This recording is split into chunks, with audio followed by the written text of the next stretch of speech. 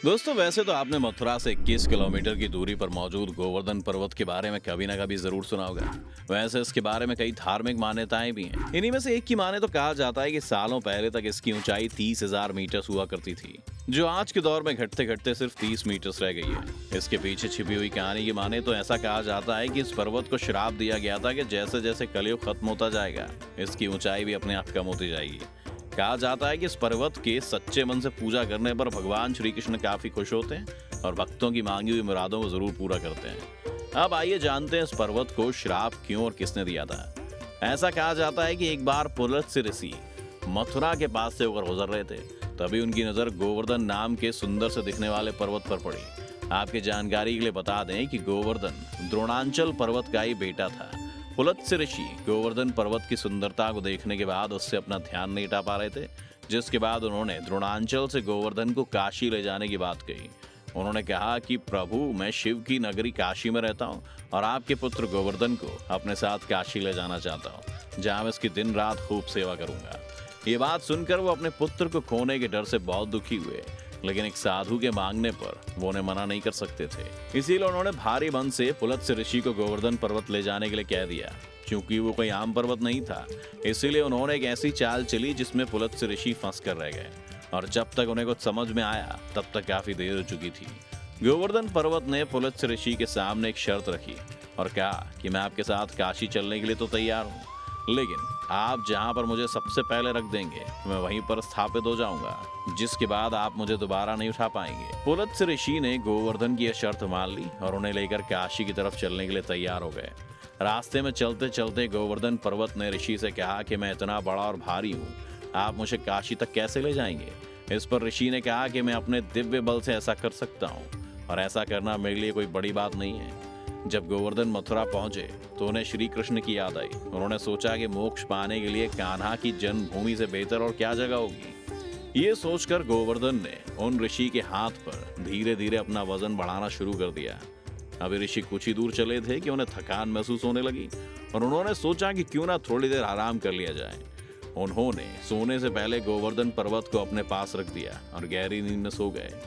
जब ऋषि नींद से जागे तो उन्होंने पर्वत को उठाने की लाख कोशिश की, लेकिन कोई भी कामयाब नहीं हुई। गोवर्धन पर्वत उठाना तो दूर की बात, वो उसे हिलाने में भी नाकाम रहे। तब ऋषि ने गोवर्धन पर्वत से उनके साथ चलने के लिए कहा। इस पर गोवर्धन ने बिना देर किए ऋषि के सामने अपने द्वारा चलने से पहले दी गई शर्त याद दिला दी, जिस पर पुलत्स्य ऋषि काफी नाराज हुए और उन्होंने गुस्से में गोवर्धन पर्वत को हर दिन मुट्ठी भर घटने का श्राप दे डाला। उन्होंने कहा कि तुम्हारी ऊंचाई कलयुग के खत्म होने तक ऐसे ही कम होती रहेगी और एक दिन तुम पूरी तरह पृथ्वी के अंदर समा जाओगे।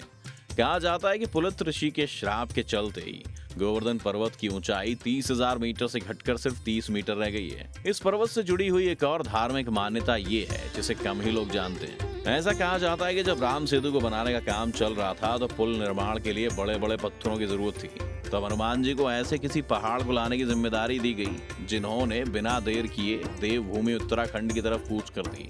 जब वो इस पर्वत को उत्तराखंड से लेकर रामेश्वरम जा रहे थे, तभी बीच में भविष्यवाणी हुई कि सेतु बनाने का काम पूरा हो चुका है और पत्थरों को लाने का काम रोक दिया जाए। इसके बाद हनुमान जी ने इस पहाड़ को वृंदावन में ही छोड़ दिया और वापस चले गए। दिवाली के अगले दिन क्यों होती है गोवर्धन की पूजा? एक पौराणिक कथा की माने तो वृंदावन में रहने वाले लोग अच्छी फसल के लिए तब इंद्र देवता की पूजा किया करते थे। बता दें कि भगवान इंद्र को स्वर्ग का राजा माना जाता है, इसलिए एक दिन उन्हें अपनी शक्तियों और पद पर घमंड हो गया। तब भगवान श्री कृष्ण ने इस घमंड को तोड़ने और इंद्र को सबक सिखाने के लिए एक लीला रची थी। भगवान कृष्ण ने वृंदावन में रहने वाले लोगों को समझाया कि गोवर्धन पर्वत की उपजाऊ भूमि की वजह से ही यहाँ पर घास उगती है, जिसे खाकर गाय दूध देती है और किसानों की मेहनत से उगाई गई सब्जियों से उनका पेट भरता है। कुल मिलाकर कहें तो इसमें इंद्र का भी कोई योगदान नहीं है। वहीं श्री कृष्ण ने कहा कि गोवर्धन पर्वत की वजह से इतना सब कुछ होता है, इसीलिए इस गांव में रहने वाले लोग इंद्र को छोड़कर गोवर्धन पर्वत की पूजा किया करें।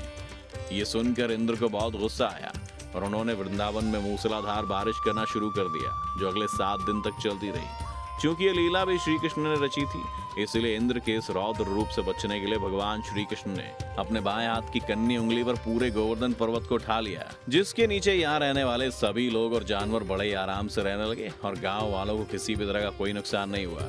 आखिर में जब इंद्र को अपनी भूल का एहसास हुआ तो इंद्र न केवल धरती पर आए बल्कि उन्होंने अपने इस काम के लिए श्री कृष्ण से माफी भी मांगी। इसके बाद आज तक पूरे ब्रज क्षेत्र में भगवान कृष्ण के साथ इस पर्वत की भी पूजा की जाती है और इसे दिवाली के बाद अगले दिन एक बड़े त्योहार की तरह मनाया जाता है। श्री कृष्ण ने जब धरती पर अवतार लिया था तब इस पर्वत की ऊंचाई इतनी ज्यादा हुआ करती थी कि इसके पीछे जो हिस्सा आता था उस पर सूरज की रोशनी नहीं पड़ती थी, लेकिन आज एक श्राप की वजह से इसकी ऊंचाई काफी कम रह गई है। इस पर्वत की परिक्रमा के लिए लोग देश भर से आते हैं। परिक्रमा को पूरा करने के लिए 7 कोस यानी 21 किलोमीटर तक पैदल चलना पड़ता है, जिसे पूरा करने में आमतौर पर 5 से 6 घंटे का समय लगता है।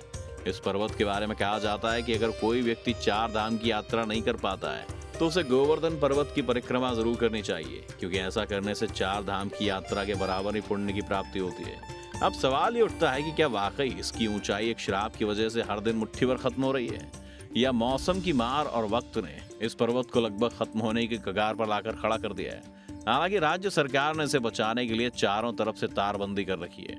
तो दोस्तों, गोवर्धन पर्वत को दिए गए श्राप के बारे में आपकी क्या राय है? हमारे चैनल को सब्सक्राइब करने के बाद कमेंट करके जरूर बताएं।